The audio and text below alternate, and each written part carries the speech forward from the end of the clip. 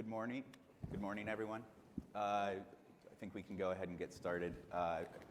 Start with a little introduction. My name is Patrick Burke. I am a manager in the utility strategy practice at Accenture. I've been in the industry for about 15 years between time at Accenture and previous roles at Xcel Energy and AEP. And one thing I think we've seen a lot of over the last, more than 15 years is ESG has become a much more talked about issue. That's really put a spotlight on DEI in particular. And one of the ways we've seen that manifest itself recently, not just within our industry, but broadly, are the Justice40 initiative and IIJA. So what we want to talk about today is basically those two things and how they intersect, and not just focused on what that means for IIJA today and the next few years, but really a longer term view. So we've got a great panel today. Our first panelist is Robert Matthews. Robert is the Vice President of Talent and Chief Diversity, Equity, and Inclusion Officer at Exelon. He's also EEI's incoming chair for the DEI Executive Advisory Council. So Robert, do you want to talk a little bit about yourself and the Executive Advisory Council and how that kind of will help the industry journey for DEI? Sure. Good morning, everybody. It's good to be here. The first thing I'd like to acknowledge is to just be glad that I'm sitting in a chair where my feet are touching the ground. That's so important, equity on stage here at EEI. So Robert Matthews, as mentioned, lead Diversity, Equity, Inclusion at Exelon, but recently named chair of the EEI, DEI, EAC. So in that role, recently, in late 2020, EEI combined its DEI activities and its workforce development initiatives into one strategic initiative. And it comprises commitments from member companies that focus on roughly 4 goals. One is to ensure that there are infrastructure academies and training programs, and so commitments around that. The second is creating increased community connections, and the third is reducing barriers to entry, particularly in entry-level roles, and 85% of the member companies committed to that. And the others is to ensure, the final one is to ensure that diversity, equity, inclusion initiatives are driven from the top. So top level, senior level organization and support. So 95% of member companies agreed to take on that goal as well. So this is what we're going to do. And what the EAC is charged with doing is lending its strategic voice, strategic direction, and feedback to EEI initiatives as it takes this journey.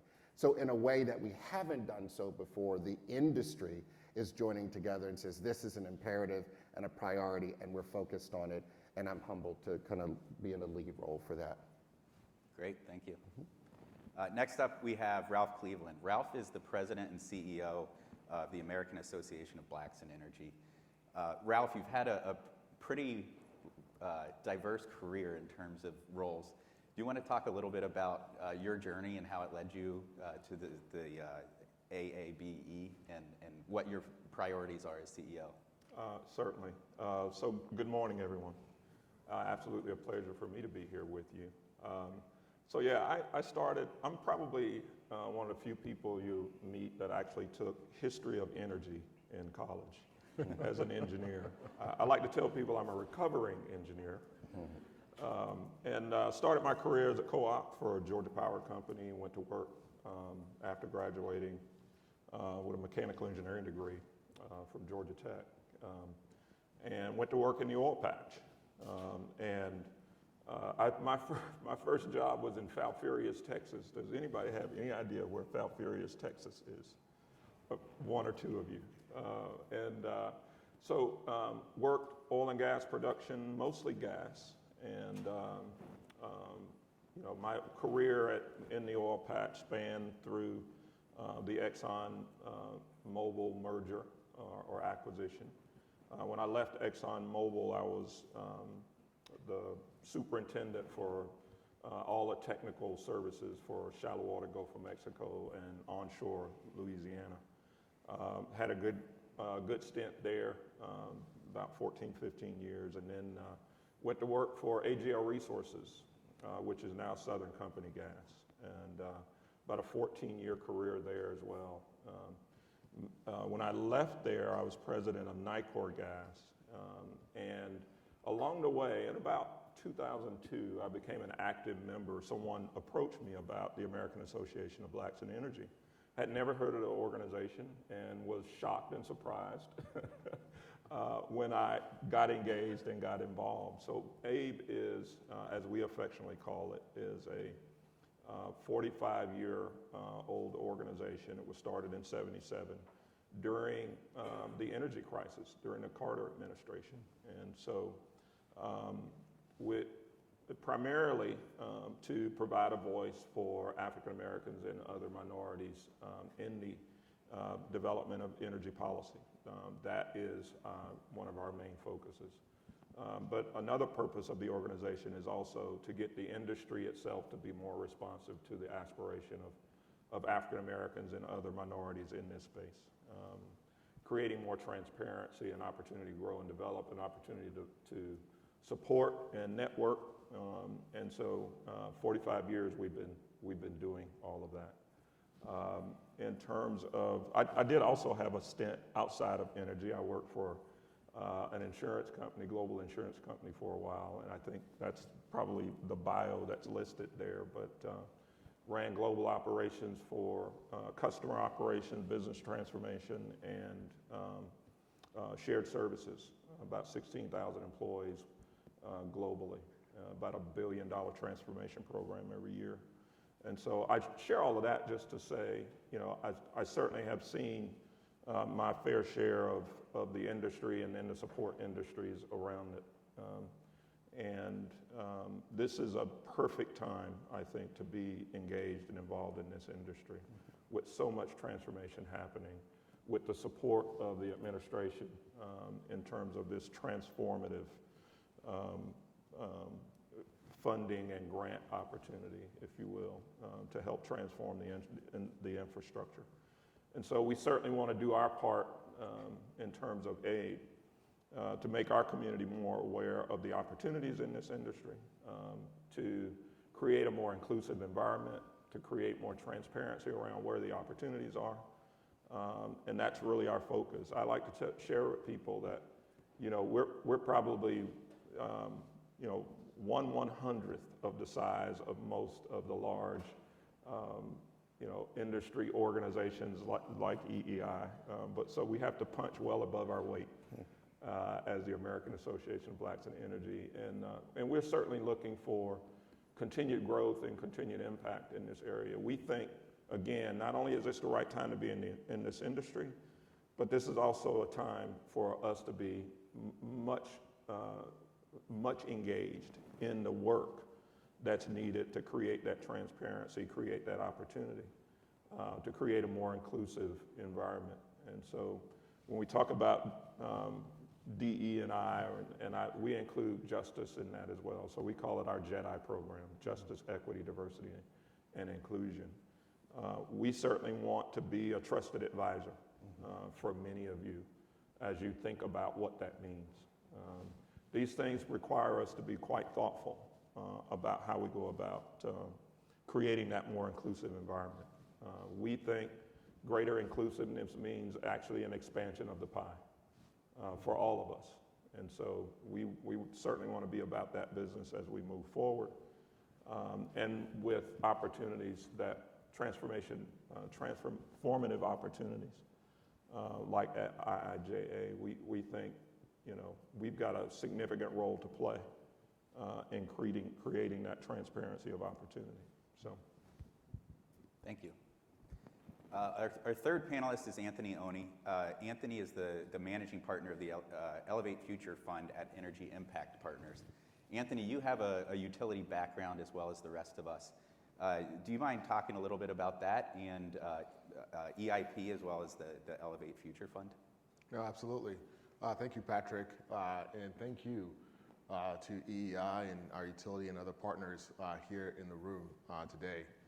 I am very, very humbled and honored to be leading the Elevate Future Fund that I think ultimately represents the values of our utilities and our partners in recognizing that as we talk about this clean energy future, this pathway to net zero, that quite frankly, it'd be incomplete unless we have diversity as part of that solution in creating opportunities for folks to participate, but also create solutions for the challenges ahead.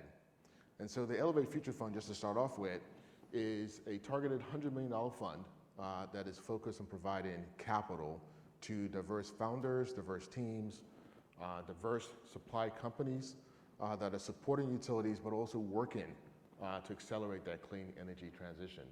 So it's quite an honor to be able to be in this role to do this work. We are part of Energy Impact Partners, so hopefully you've had a chance to see some of our teammates these past few days. EIP, as we call it, is one of the largest clean energy platforms focusing on ESG and also making investments to accelerate the clean energy transition. So we have about $3 billion under management, started for utilities to make investments in the innovations, the technologies, and the solutions to accelerate the clean energy transition. So as you've heard of the discussion this past few days around energy security, decarbonization, carbon capture, and all the different aspects, we are making those investments on behalf of our utility partners. So prior to that, I spent 20 years working at Southern Company.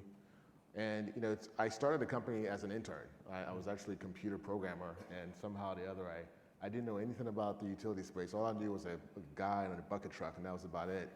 And I told myself I'll only spend about maybe 2 years working in utility, and I want to go out west and go do something that's fun and exciting. Well, lo and behold, that 2 years turned into 20 years. I changed jobs probably every 3 or 4 years. Great opportunities to learn about the company in all aspects. So I spent time in our public relations group, spent some time in our external affairs group, in marketing, economic development, ran our unregulated retail business, and left as a vice president on the gas side. So, and a lot more in between that I can't readily recall. But I will tell you that one of the things that is that was important that I learned working in the utility space is the value that represents us and this noble cause that utilities have for service for all. We don't just serve one customer or a few customers, we have to serve all our customers, and we have to do it with safety in mind, reliability in mind. And so these conversations that we're having today that talks about the investments opportunity ahead, I think is right in line. One other thing I'll add, I also had a unique opportunity to start a company while I was at Southern. I started a company called Cloverly, which is a clean tech company that helps brands create carbon solutions for customers. And I think that also represents another value of creativity and innovation that our sector continues to represent, and that is needed for this transition that we're going to go through. So glad to be with this panel and talking about the IIJA and Justice40 and how we can maximize that opportunity as a whole. Thanks. So we'll get started now with the discussion. Our first topic is going to be on Justice40. In its first few weeks, the Biden administration issued a government-wide executive order creating the Justice40 initiative. And about a year ago, the Office of Management and Budget provided guidance to the departments on how to implement that. So Ralph, this question's going to be for you.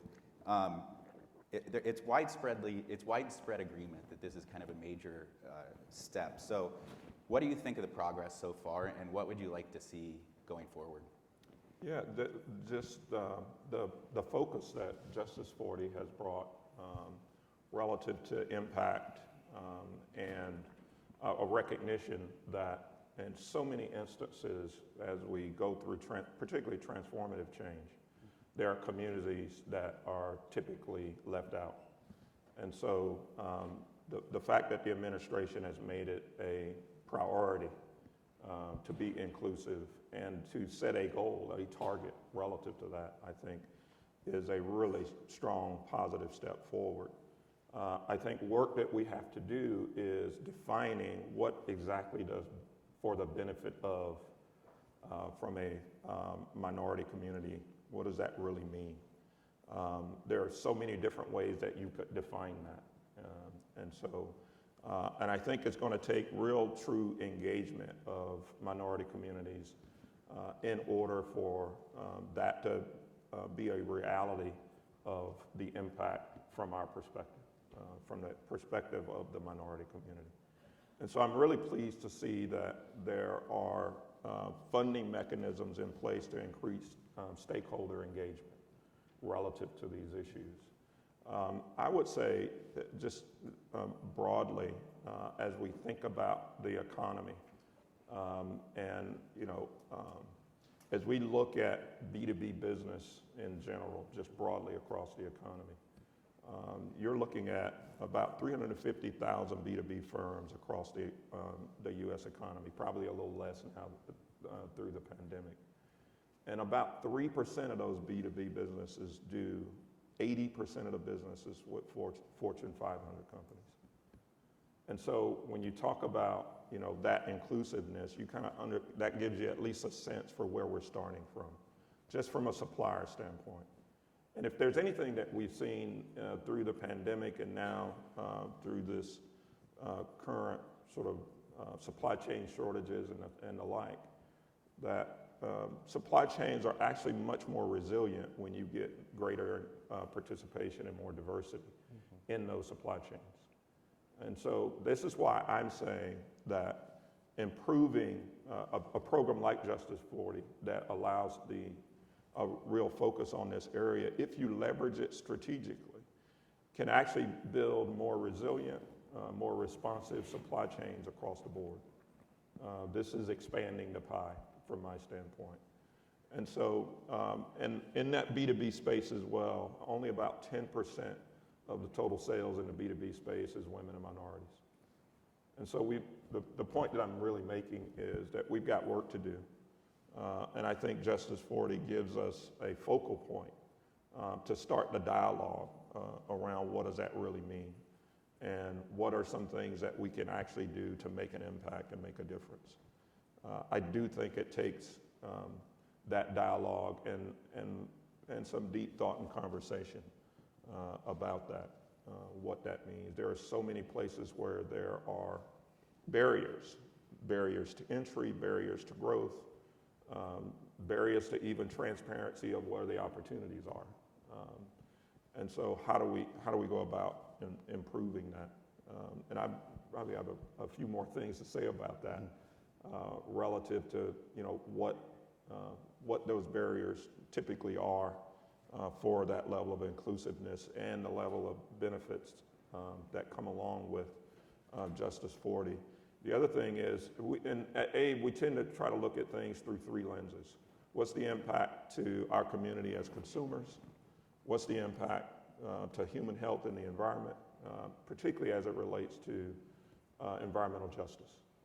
And because we certainly have seen that for minority communities, particularly African American communities, there's been adverse impact from an environmental and health standpoint on our community. We saw how that played out during the pandemic, actually.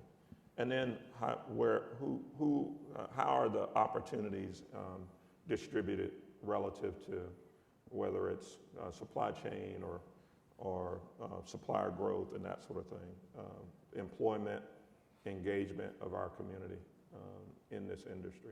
So that's typically the way we think about things. And we've worked with the Bipartisan Policy Center to develop some papers around what this might mean for us. So I just encourage that dialogue and a better understanding of where some of the barriers are, and I'll speak more to that a little bit later. Thanks. Robert, the federal government, the collective action on the part of the federal government is a great first step, but likely it's not enough. What do you think the private sector and the other levels of government need to do to make this more successful? Sure. I think about it in the context of origination and destination. So the origination points for me and for Exelon is those underserved and under-resourced communities. The legislation calls them disadvantaged communities. I prefer terms that speak to the lack of services, the lack of resource that's been inflicted upon these communities. But I think the terms kind of mean the same. But the origination point of those communities, when you look at it from an employment standpoint, you look at any of the states where my company serves, and there's a disproportionate difference between unemployment level at the state level and at some communities in particular, typically black and brown communities. So those are the origination points. The destination are families supporting careers. And those destinations vary. On one end, it's the mechanic and the craft jobs. On the other end, STEM, college required jobs, and all places in between, technicians and so forth. What's lacking, or what has been absent, is the facilitation between the origination and the destination. And companies like Exelon and other member companies are focused on efforts that address the economic inequities in these communities. And so job training, infrastructure academies is one way to bridge this. And so the legislation calls out that we have to be intentional about it. What the private sector has been doing in some cases and need to do more of is to create that space in between. And so one example in Chicago, at our ComEd operating company there, Construct is their infrastructure academy, 10 years old now. Over 700 graduates and individuals placed in those family supporting jobs in Baltimore and in Washington, D.C. And the partnerships that are required to do so, companies working with government agencies and private not-for-profit and nonprofit organizations. In D.C., for example, Mayor Bowser and Pepco are partnering together for the Infrastructure Academy. And so what companies need to do, what private companies need to do, is to ensure that we are doing the work to facilitate that in between. And I think what the legislation calls out is that work is now intentional, and by design, this $100 billion will be dedicated, or 40% of it at least, directed toward those communities. So the question and the takeaway for those folks in the room and the companies, whether you are a utility or partner in that space, what are you doing to facilitate the space in between the origination and the destination? Thanks. Anthony, the Elevate Future Fund is meant to support some of these underserved communities. So I imagine you're in favor of Justice 40. What do you think we need to do to sort of leverage this moment as we've built this momentum? You know, I think this is just a tremendous opportunity for our country, and underserved communities must win in this transition. They must win. So if you take a step back and look at what's ahead, this shift to clean energy, this focus on net zero, this represents a multi-trillion-dollar economy. And so it's imperative that local communities, regions throughout our country, have meaningful participation in what's ahead. And so some of the things that we are doing at EIP is working to support those ecosystems to ensure that there's connectivity and engagement. So whether it be working with our portfolio companies to engage them right now on the federal efforts, working to align funding from DOE, DOL, and DOT to create demonstration projects or pilot projects, or working through our utility partners to infuse some of the focus areas that you see in IIJA and J40 around mobility and transportation, around energy efficiency, around carbon capture, battery storage, and making sure that these are infused in the local incubators and accelerators. That is tremendously important to help build capacity. And all the way down to engagement with institutions like HBCUs, so that we are preparing that next generation of workforce to engage. Right? We need to start building that pipeline for this transition that's coming up. One other aspect that I think uniquely, especially for this audience here at EEI, is the role that I think that our economic and community development groups can play, should play, and need to play in that engagement for our underserved communities, which is, look, we have seen government programs come down before. Most recently, we saw the COVID, and we've seen other programs come in. What often happens is that our frontline communities are called flat-footed in the ability to have capacity to engage some of these funding. And I think there's a unique role and opportunity for our partners to demystify parts of this act and this bill. It is $100 million at hand, 60 different programs that are still being written, right, on how this gets out. And so when you think about some of the frontline communities, the cities that need this type of investments, they're oftentimes short of staff. Oftentimes don't have the technical assistance to be able to navigate these applications. We heard just yesterday, for those of you who had a chance to go to the annual meeting, that if your font is off or your margins is off, your application could get rejected. These are really, really complex applications and processes to go through. So I think that to the extent that our utility, economic, community engagement arms can work alongside our community leaders, work alongside our city planners to ensure that this funding comes down and can trickle through the other organizations is going to be really, really imperative. I fear that if we miss that opportunity, we will also exacerbate the inequalities, because the communities that have the resources, that have the lobbyists, that have the people that can go out and get this funding, and those that don't will only further this divide.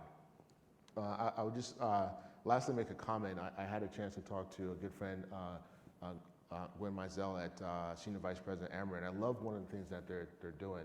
They've created a community voices engagement, a community engagement where they're actually actively talking to community members to identify which parts of IIJA and Justice40 that make sense for that community, taking into account geography and everything else, and having those conversations now and preparing for those applications.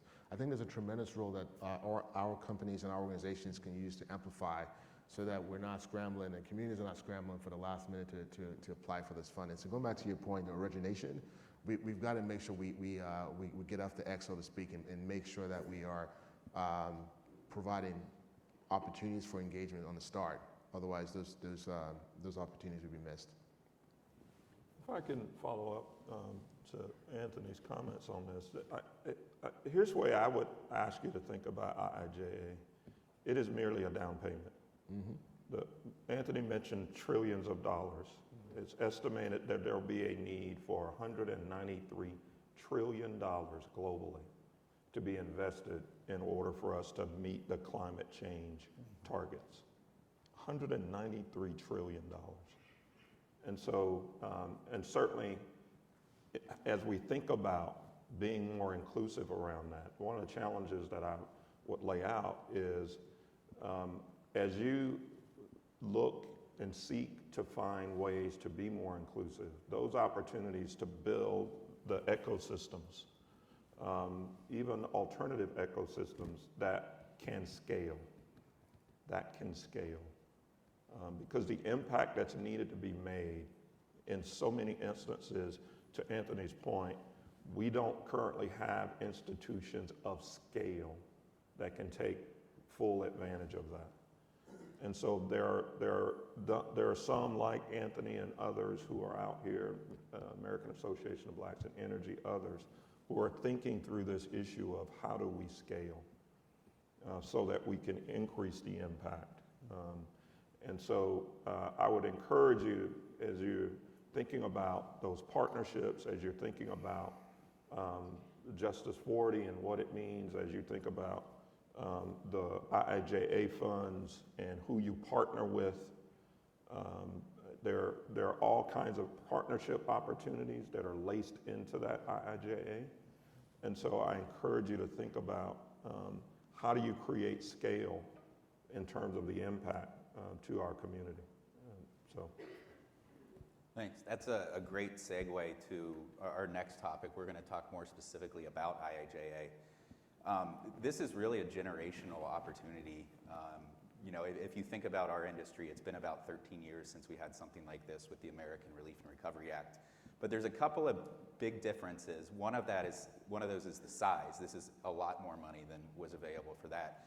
But the other thing is the emphasis that IIJA places on social justice. So we'll want to talk a little bit about that. Robert, you know, the bill itself is, I think, 1,702 pages. There's been a bunch of NOIs and RFIs to add thousands more pages. So there's a lot of information in there. There's a lot of programs. But what are some of the things that you see in there that you're most excited about? Yeah, it helps when I look at it from a DEI lens, really excited about it. I'll use a story to illustrate it, and I think Anthony made this point clearly. A few years ago, I was as a chair of a nonprofit board in Baltimore, west side of Baltimore. We were preparing to build a community resource center. I was standing outside on a call, as we often do. This was late 2019, BC, before COVID. And I was there, I was taking a call. A group of young ladies walked by. One says, what's happening here today? And we were preparing to build this community resource center. That was the groundbreaking ceremony. And so I explained, it's a groundbreaking, we'll turn over some dirt. In the community resource center, there'll be a rooftop garden, a gymnasium, job training, financial education, and the like. She says, okay. She walks away. A few seconds later, she comes back and says, what's happening here today? And initially, I was inclined to respond like my dad would have and said, listen here, little girl, I'm not going to tell you again because I've already said it, but because I'm mostly mature, I didn't say that. I said, it's a community resource center.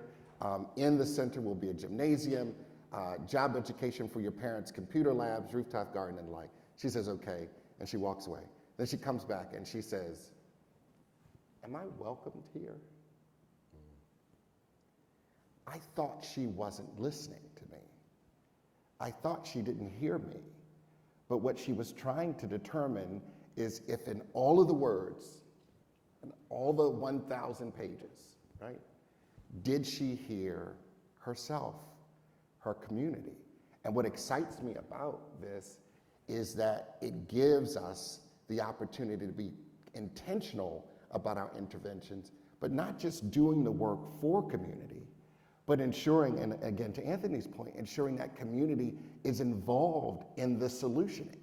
The way I'd like to conceive it at times is not for us, without us. And so Jasmine's question, am I welcome here, has stayed with me. And that's what in part we've tried to do at Exelon. One thing, our Racial Equity Capital Fund, which was recently announced, $36 million available in the jurisdictions where we served. We partnered with the Exelon Foundation and Rock Creek to administer this fund, but it's available for diverse-owned businesses so that they can grow their companies, hire additional employees, and reinvest in the neighborhoods. That came out of a conversation, and my colleagues are here and will keep me straight, but Dave Velasquez, the former CEO at Pepco Holdings, his conversations with nonprofit organizations in the district, they talked about what the investment would look like, and solutions came out of those partnerships and conversations. And so what is our message to Jasmine and to others like it in the community? And as we stand outside in their community where we live and work, are we standing right out front? Are we deeply moving into the community, and what do those partnerships look like? So what excites me is the intentional components of it, and the idea that we are with a deliberate nature partnering with communities to create solutions for communities that have impact with communities' input and voice in it. That's great, thank you. You know, one thing I'll bring up, this is the IIJA, it's been released. There's a few applications that are already out there. There's a lot that hasn't been released yet, so it's still pretty early days. Ralph, I'm interested to hear how you think things are going so far. Yeah, I as you say, that we're still in their early stages, and so I'm very excited about, I think, where the opportunity is. As I described, those opportunities to build partnerships, both at the state and sort of more broadly across the economy. As you talk about grid resilience, clean energy innovation, and the like. Again, transformative opportunity if we take full advantage of it, and if we do it in a way that is inclusive. So in terms of how we think about this moving forward, I think we do have to consider where the current barriers have been, and now how do we need to think maybe about this differently as we go forward.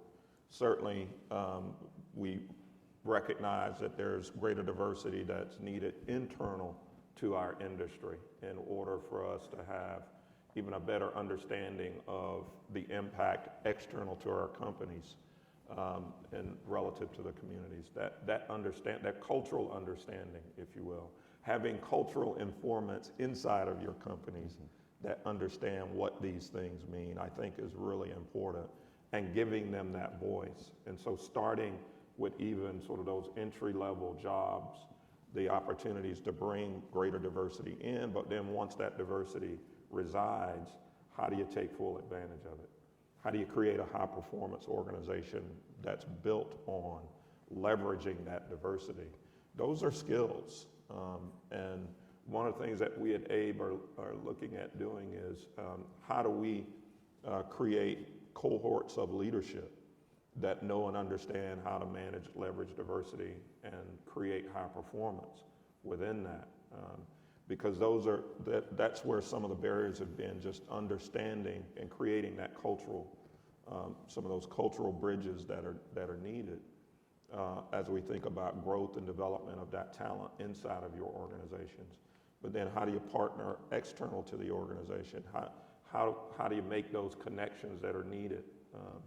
And maybe new and innovative partnerships that can be formed around that. Now's the time to be fully thinking about that and fully exploring that as these funds now are flowing through. And always think about, are there new faces at the table? You know, if the dollars are flowing through similar channels in the same way that they've always done, then we're going to get the same outcomes. The way I say it is, the system is perfectly designed to produce the outcomes that we see. It's perfectly designed to do that. So if we're going to get different outcomes, we have to purpose to do it differently. And so that's really the challenge of it all. And I'll just give you just a few examples, just relative to the supplier diversity space. I've run supply chain for 2 Fortune 500 companies. And I can just share with you some of the challenges and barriers that you run into. Most of us, and I say us, most companies have vendor risk management programs and the like, but most companies have a one-size-fits-all vendor risk management sort of approach, if you will. But each and every vendor, depending on their size, depending on the industry, depending on what services they're going to provide or materials, they bring a very different risk to you. And what we find is that one size fits all, if you're not careful, some of the requirements can be really restrictive and can create a barrier to entry for smaller, more diverse firms that actually could bring some innovation of thought and innovative services to your organization. And so I'm describing these things sort of at that granular level because we have to then think about that more broadly across the entire industry. And what does that mean? And I think again, these areas where we have to be more thoughtful about the structure of the supply chains, the structure of how the opportunities are presented, how do you create those bridges to communities, leveraging employee resource groups and the like in order to increase the outreach and create more transparency. All those are things I think that have to be done in order that we see different outcomes than we've seen in the past, in order that there be greater inclusiveness, not by chance. It won't happen by chance. It's got to be by design. That's right, yeah. Anthony, I'd be interested to hear what you think in terms of what we've seen so far as well. Yeah, just kind of picking back off of what Ralph talked about and just this notion of being very intentional. If I think back to the last really big economic shift that I saw, which was in the 90s with the whole .com and digital revolution that we saw, I will tell you that we weren't very intentional about how capital flowed and participation in economic inclusion. If you think about a lot of the people that you identify with some of the products and services that benefited from venture capital, they didn't look like many of us in this room. And when you think about this notion that venture capital is really fuel for economic opportunities, and when you look at it in the landscape now that where 1% of Black founders get funded, these are some of the systemic structural issues that we need to address. And when I talked earlier about just the honor in having this role and really the opportunity that we want to maximize as partners here, it's tremendous to ensure that we are creating more equal access to the people that need to solve these problems. We know that when we think about climate change, it does impact diverse communities more.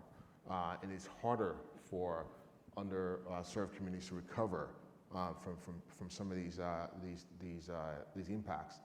And so it's critical that we are providing capital, we are providing opportunities and access for diverse teams and people to solve these problems uniquely. One of the investments that we made, hopefully you've had a chance to see Camille Terry. She is the founder of Charger Help.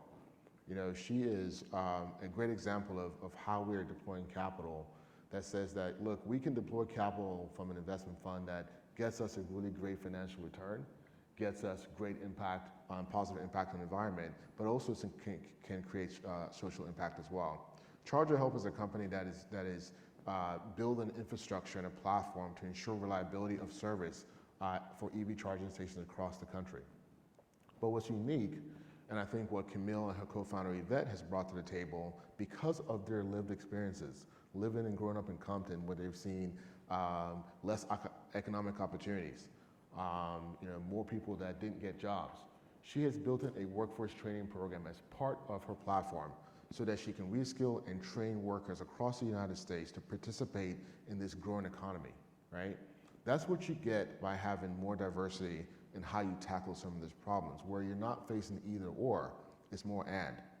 And I think that this gives us a tremendous opportunity to collaborate. And so as I was sitting here listening to some of the comments being made, and all of us in this room participate, and I think EEI is a great example of this, is that we ought to take this time to be more intentional about how we collaborate and partner and work to make sure that we are creating, as you said, scale for these companies, that we are working to ensure that the regions of this country, the local communities of have access to the resources and the funding to do that.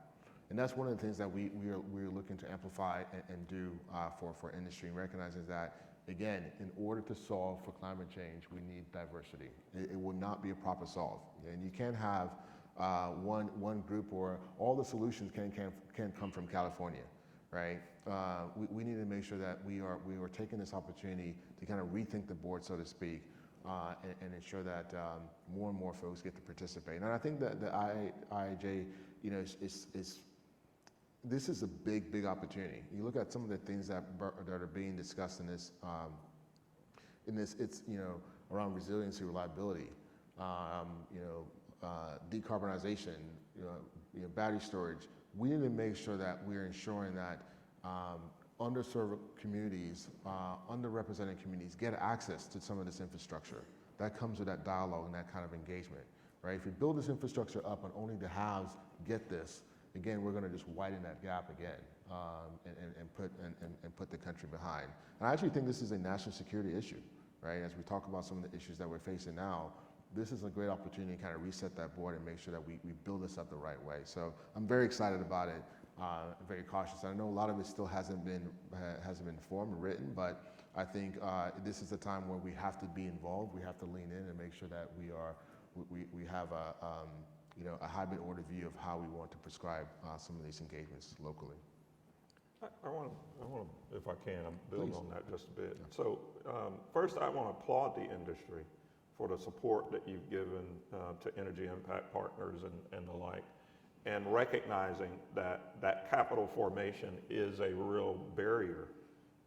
And so having a venture fund that can focus on clean energy, but also having a fund that can provide support to women and minority firms relative to that, I think is really critically important. If you look at, venture funds, private equity and the like, and how much of those dollars from many of our retirement funds, how much of those dollars flow into the hands of women and minority fund managers who then know and understand the landscape of opportunity, both in the industry, as Anthony does, but also within the minority community, and understand where those barriers are and where those underserved pockets and niche markets might be to create a greater return. Mm-hmm. Today, only about 3% of the private equity funds from retirement and other funding sources flow into funds that are managed by women and minorities. These are, again, opportunities. And a lot of times these are sort of ancillary things that, as to where the barriers are in the system, that limit growth, that limit opportunity. And so all of these things, I think, creating, again, these new partnerships that can be scaled, I think is fairly important. But you have to know and understand where the leverage is. Where's the leverage in the system? Where are the current barriers and where's the leverage? And so that takes that dialogue and understanding so that we can pour the funds, we can create the mechanisms in the right places that are actually going to get a greater return than you probably could get anyplace else for the investment that you make. Great, thank you. Yeah, I'll mention we've got about 10 minutes left, and it would be horrible for a panel on DEI to cause you all to be late for a DEI luncheon. So I'm going to ask another question, and I suspect that'll kind of take up the rest of the time. A lot of what we've been talking about, we talked about how it's still early days for a lot of these things. So what do you, and I'll open this up to all three of you, what do you guys see as the long-term impact of this?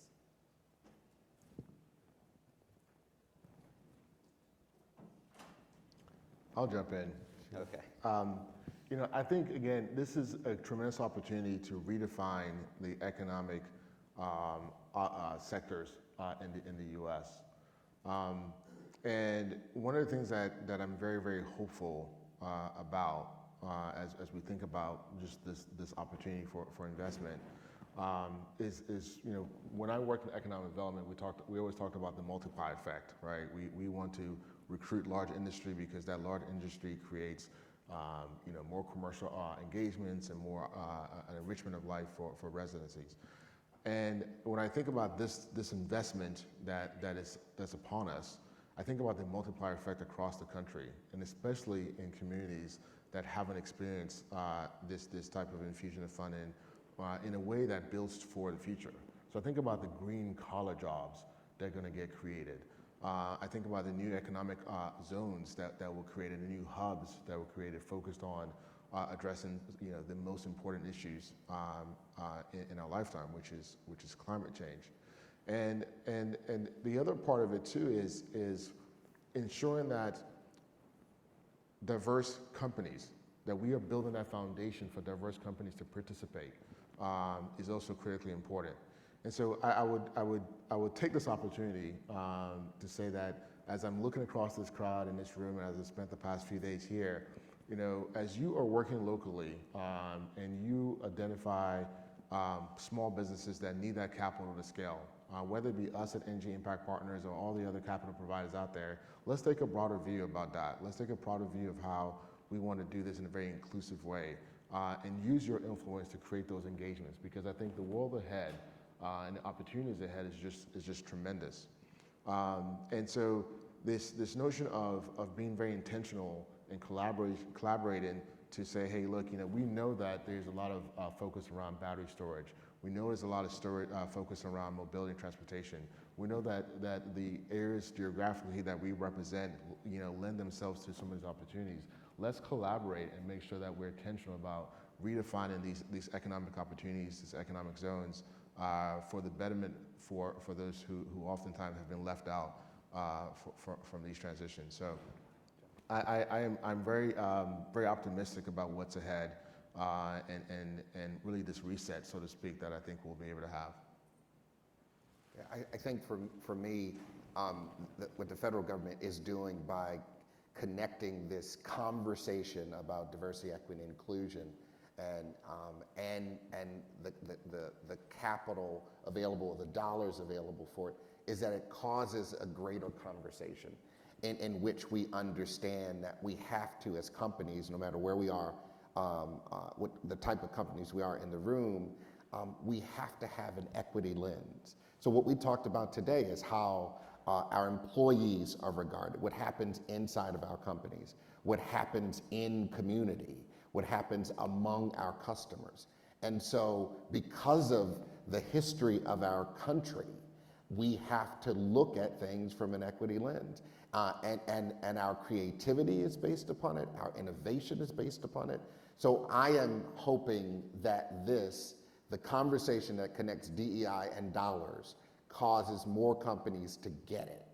And that companies who have gotten it have been demonstrating it, build upon what they've been doing, expand that, but also that it brings others into the conversation and to drive impact with a thorough and a robust equity lens. So for me, I think this opportunity provides the petri dish, if you will, for building capacity and building capability in communities where we don't have the level of capability and capacity that I think we should, in order to be more fully inclusive in the way that our economy thrives and operates. And we know that will create greater resiliency. We know that will create greater opportunity. I think one of the clear barriers for programs like this is a zero-sum mindset, that somehow one community thriving means less for another community. And that's just not the reality. The reality is that when we build capability and we build in that greater resiliency, it actually means more opportunity for everyone. And so as we think about how we bring these things together, how we can leverage Justice40, how we can leverage the funds that are made available for innovation and grid resiliency and the like, building that capability in communities that have been previously excluded or underrepresented, I think gives us an opportunity to have a greater and more robust economic recovery, and bring more minds to the table to solve some of the problems that we face. So again, that's my mindset, and I just see it so often that zero-sum mindset gets in the way. Thanks. I'll finish by saying I think a lot of the insight you guys have provided here today has been very helpful. And for those of us in the room who work for utilities, which is most, if not all of us, I think it highlights the kind of conversations that need to be had around the investment decisions we make. And given the context of this specific discussion, it also really highlights the importance of these Justice40 type conversations in IIJA, as that's really an important aspect to be successful in any IIJA application. So thank you very much, and please give the panelists a round of applause. Thank you, Patrick.